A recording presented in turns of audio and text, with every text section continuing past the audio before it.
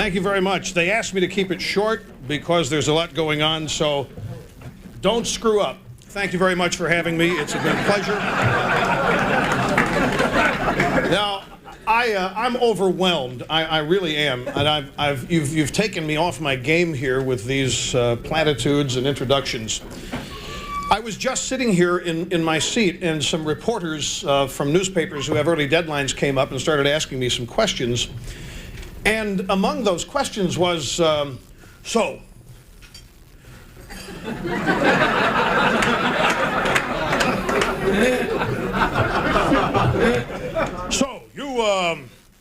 you really think you're responsible for all this, don't you? I said, no, I really don't. Well, what do you want? What role do you think talk radio played? I said, well, look, you people in the press have got to understand something. This country is conservative. It has been for a long time. Get used to it. You tried to change it, and you failed, and tonight proves it.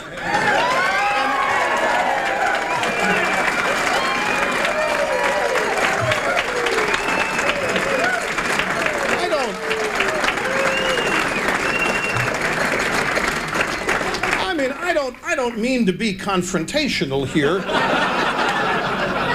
I really don't. But my friends, I've got to speak openly and honestly about this. To all of you in this room, the freshman class of 1994, I mean, for me to sit here and actually think I had some serious, profound role in it, you are the ones who took the risks. You are the ones who ran for office.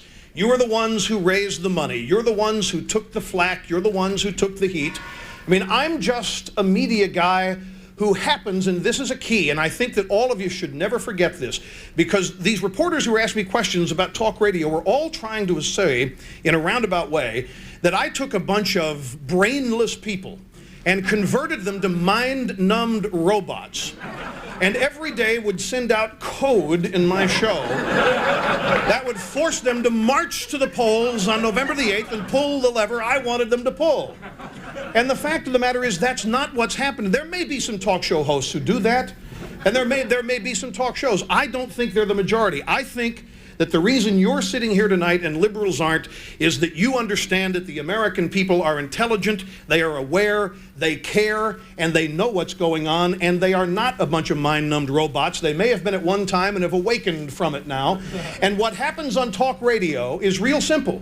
We validate what's in people's hearts and minds already. These people are living their lives conservatively. They care about what happens to their kids. They care about their own futures. I mean, to think that I came along and got people concerned about those things for the first time in their lives is ludicrous. And I mean this from the bottom of my heart. You guys are the ones, and I mean that generically. I'm in awe of you. You people, you took the risks. You are the ones who engaged the opposition. For whatever reasons you were motivated to do so, those are individual, and maybe some people had roles in it, but you actually went out and did the work. And I've learned something over the course of my life. That is that there's no harm in being honest in assessing your own role in your success.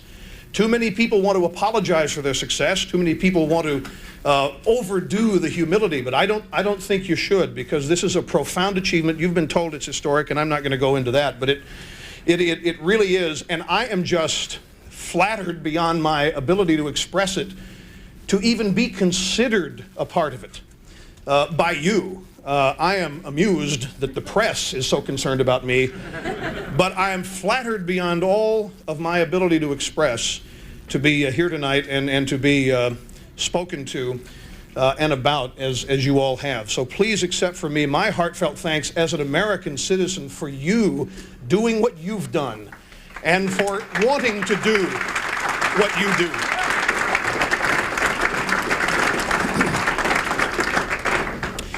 One of the questions I was asked as the reporters were peppering me was, do you think Newt will moderate his stance now that he's the Speaker of the House? And I said, better not. And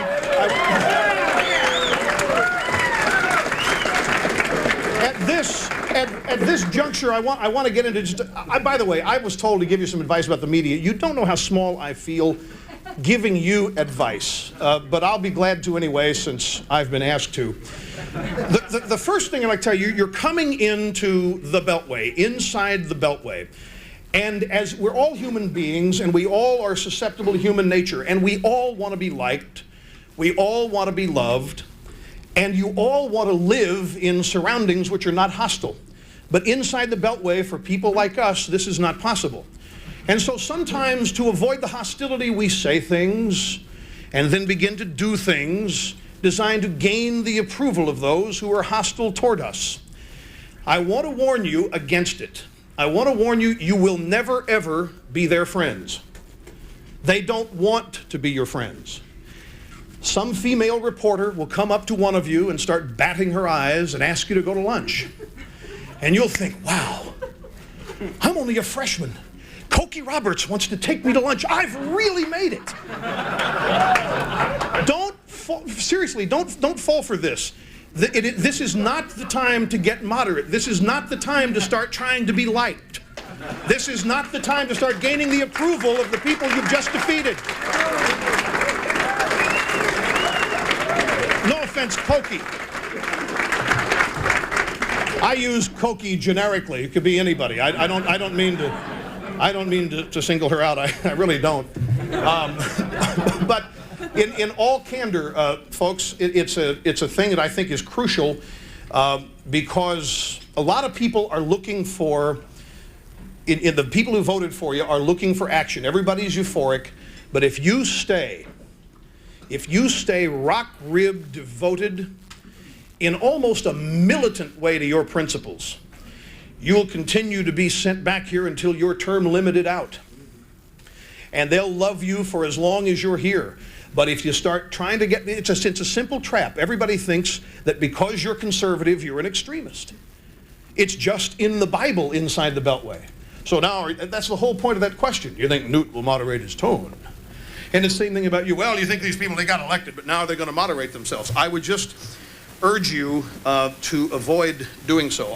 There are a couple things to look out for along the way that I've picked up primarily from the press, and I think that while there are exceptions to all of this, most of the press I call willing accomplices to the liberal power base in Washington, be it the administration or whoever it might be.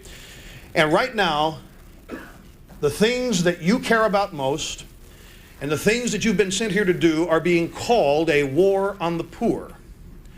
And that's designed to get you to moderate, to maybe not follow through as you have intended to on welfare reform and other cultural issues. Because what you're going to do is, why, it's cold-hearted, it's cruel to the poor, how dare you engage? And these attacks may get personal. And as they get personal, they get tougher and tougher to withstand.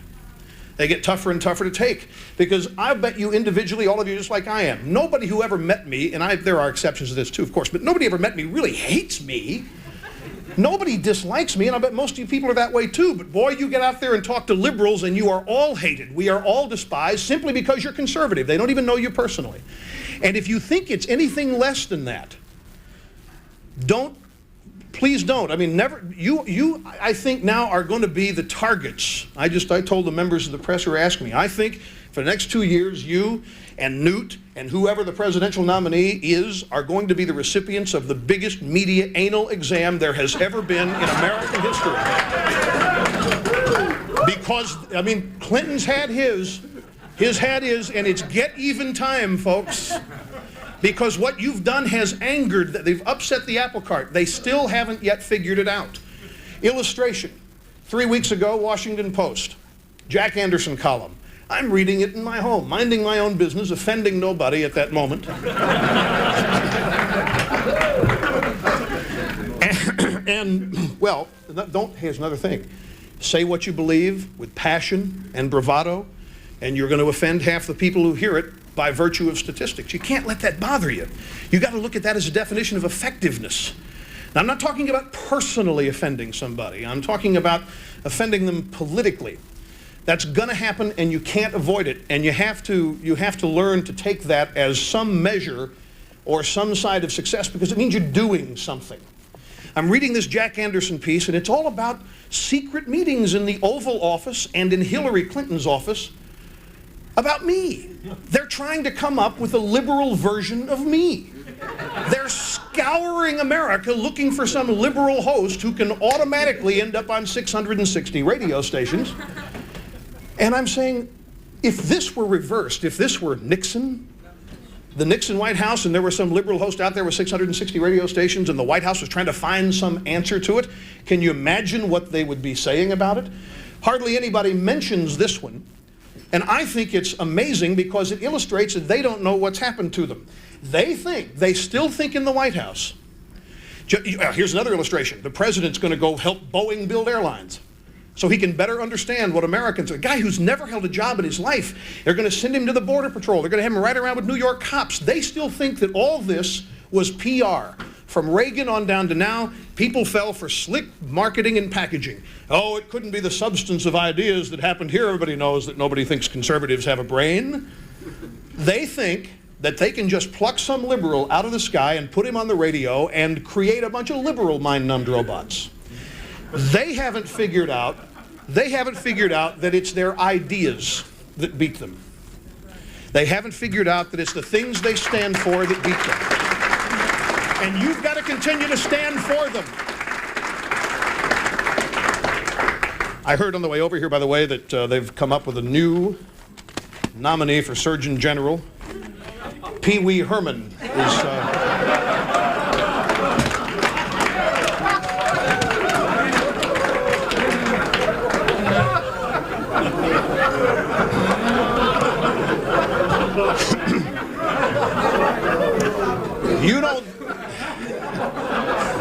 You don't think that would have happened if it weren't for the fact that you were all elected, do you? It weren't. I mean, this is a sensitive subject, and I'm not going to mention it because she got canned for it, but I'll tell you, she said much worse than this. And she said far stupider things, like the way to combat crime is with safer bullets, with safer guns. I mean, you've had such a profound effect. This election has had such a profound effect on everybody, and it has even on me. And I just hope and pray that the enthusiasm that you have when Vin says that he's never felt so moderate, I mean, that's music to my ears. Because it indicates that, I mean, you people are loaded for bear, and it's easy to be loaded for bear now, and I know you can't wait to get started. And believe me, the country can't wait for you to get started. You are never, I don't know, and I'm 43 years old, so I never claim to know from my heart what went on before I was born, but my lifetime, I know that there has never been a group of people elected to Congress more closely tied to their voters, to their constituents, than in this election. They are paying more attention to what happens in Washington than they ever have because they have the ability to and because they're concerned. You look at all the polling data, and people were sent to Washington to do specific things. And I urge you, Godspeed, and pray for you every day that you will have the courage and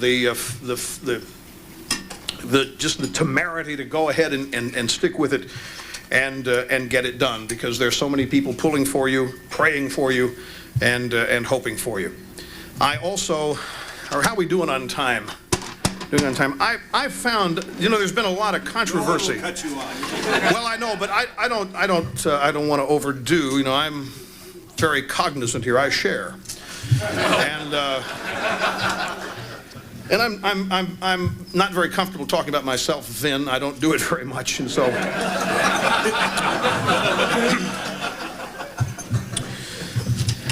I have the White House drug test here. Did you know that the White House drug test is a multiple choice test? I was stunned. I didn't, well, let me give you, want to hear a sample question? Complete the following verse. I am the walrus. A, you are the taxman. B, la la la la la la la. C, where have you gone, Joe DiMaggio? And D, cuckoo cachoo.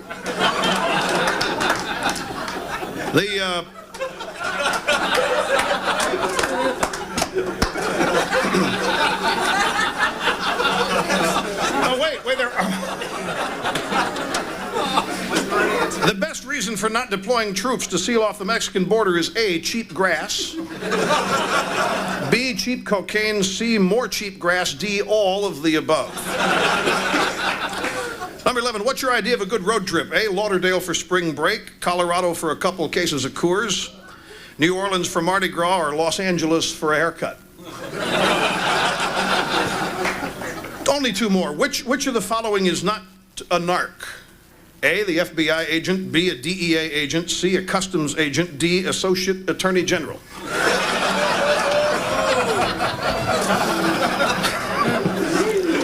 13, which of the following is forbidden from possessing a weapon? A, FBI agent. B, DEA agent. C, customs agent. D, former associate attorney general.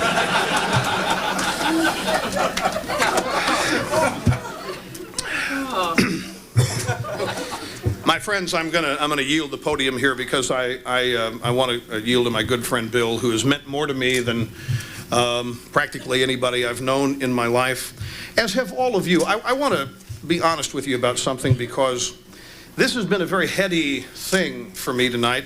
I thought I was coming here to make some remarks, and I am given these awards by the women, freshmen, and made an honorary member of the class. And I'm very fortunate in that I have a radio show where I can do whatever I want to do and say whatever I want to say. I have the blessing of total freedom because I'm a part owner of the program. First time in my career I've not worked with a boss, a program director, who says you can't say that or you must say this. So I live with what I say, both in a programming and a market and in a financial sense.